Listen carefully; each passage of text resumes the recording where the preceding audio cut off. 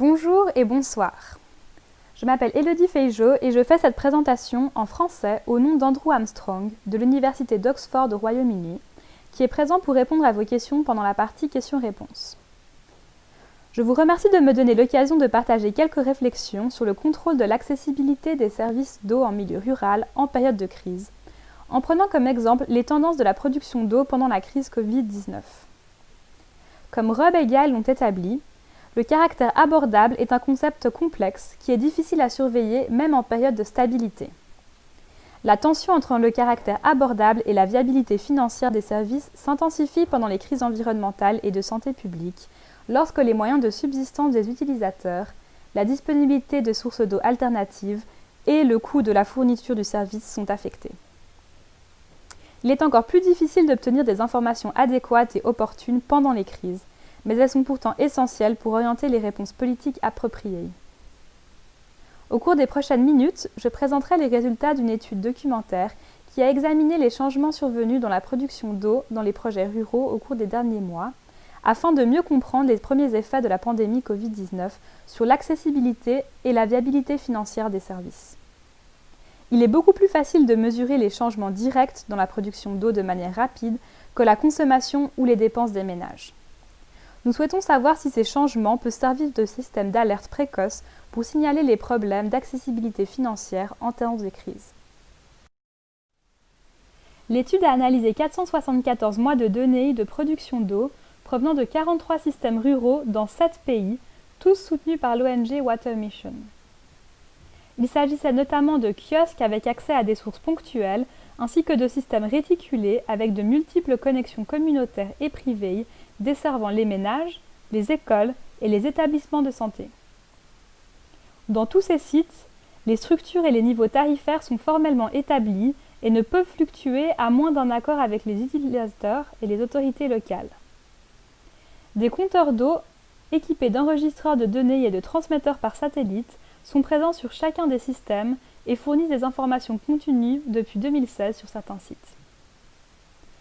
J'ai examiné la production mensuelle moyenne d'eau de janvier à avril 2020 pour chaque système et les comparer à la production du seul mois d'avril, qui est le mois où l'on peut s'attendre à ce que les effets de restrictions de travail et de déplacement liés à la Covid-19 se concrétisent à l'échelle mondiale.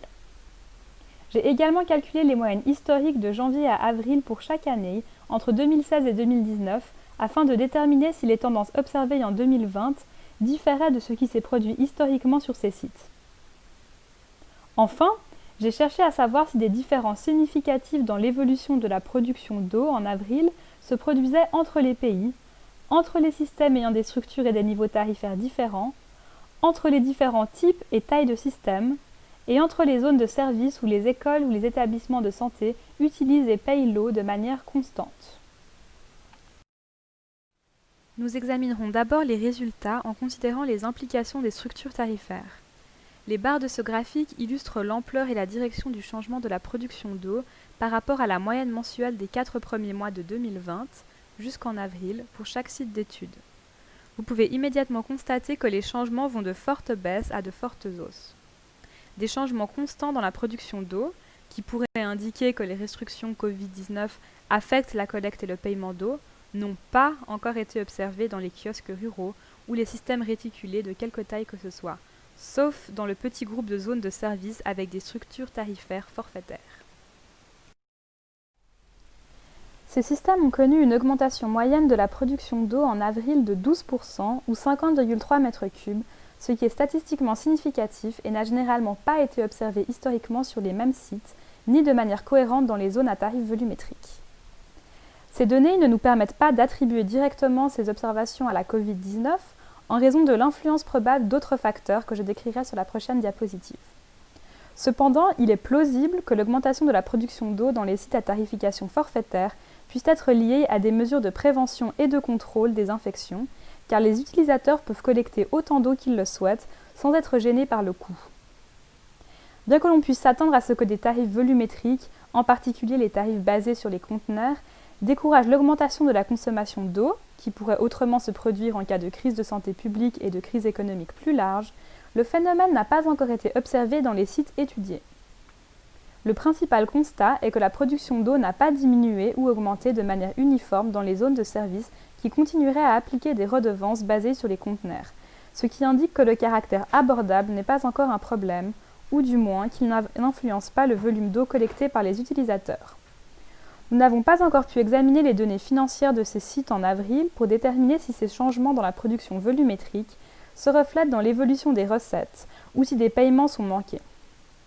Cependant, il est raisonnable de prévoir que les paiements mensuels importants, qu'ils soient forfaitaires ou volumétriques, seront plus difficiles à effectuer pour les ménages lorsque leurs moyens de subsistance sont perturbés, plutôt que des petits paiements basés sur des conteneurs. Lorsque nous réorganisons le graphique par pays, nous constatons une grande variabilité des changements de production d'eau entre les différents pays, même entre ceux qui se trouvent dans des régions géographiques similaires. Cette variation illustre le fait que les impacts de la crise Covid-19 sur les moyens de subsistance des populations rurales et l'accessibilité des services d'eau sont fortement influencés par des facteurs locaux. La mesure dans laquelle les moyens de subsistance ruraux sont affectés dépend largement de la coordination et de l'application des restrictions sur les déplacements et l'activité économique, promulguées au niveau national ou infranational. En outre, il est impossible de dissocier l'impact des modèles de précipitation localisés de celui de la Covid-19 dans les zones rurales. Les programmes mis en place en Tanzanie en sont un excellent exemple. La diminution statistiquement significative de la production d'eau observée dans ces sites, qui constitue un renversement marqué des tendances historiques, est due, de manière anecdotique, à une saison des pluies prolongée et à la disponibilité ultérieure de sources d'eau alternatives, plutôt qu'aux effets de la Covid-19. Cela suggère qu'une réponse rapide pour soutenir des services abordables est encore plus critique si une épidémie de maladies infectieuses se produit pendant la saison des pluies, lorsque les gens sont susceptibles d'opter pour des sources alternatives microbiologiquement dangereuses au lieu de payer pour des services d'eau potable. La combinaison des données relatives à la production d'eau avec d'autres ensembles de données accessibles au public, comme les niveaux de précipitation, pourrait permettre de comprendre relativement rapidement de tels phénomènes. Cependant, même en l'absence d'autres données, les données de production peuvent fournir un instantané mondial pour surveiller et détecter rapidement les changements d'utilisation d'eau dans les différentes régions géographiques. Les données que j'ai présentées sont automatiquement collectées, transmises et analysées par des systèmes de surveillance à distance installés et soutenus par Water Mission et sont introduites dans les systèmes de surveillance gouvernementaux lorsque cela est possible. Bien que les données de production d'eau surveillées à distance ne permettent pas à elles seules d'avoir une idée précise de l'accessibilité financière pour les utilisateurs, nous pensons qu'elles peuvent servir de substitut, voire même de base à des subventions intelligentes qui permettent une prestation de services continue dans les zones rurales où l'accessibilité financière est une préoccupation continue. Le suivi continu des opérations et des finances est essentiel pour évaluer l'impact de la Covid-19 sur l'accessibilité financière et la fourniture des services en temps utile. Un tel suivi nécessite des systèmes d'information solides et en réseau qui peuvent produire des informations rapides et fiables, comme ce que le tableau de bord mondial Covid-19 de Johns Hopkins a pu faire pour le nombre de cas de maladie. Pour ceux d'entre vous qui sont intéressés, nous prévoyons dans les semaines à venir d'élargir l'analyse que j'ai présentée afin d'examiner les tendances en matière de revenus et de précipitation sur les sites d'études et avons l'intention de publier les résultats. Je tiens à remercier Water Mission d'avoir généreusement permis l'utilisation des données et d'avoir fourni les contributions opportunes de divers bureaux extérieurs à cette étude. Je tiens également à remercier le programme REACH pour avoir parrainé ce webinaire et AWSN pour l'avoir coordonné et accueilli. Je suis heureux de répondre à vos questions maintenant ou par courriel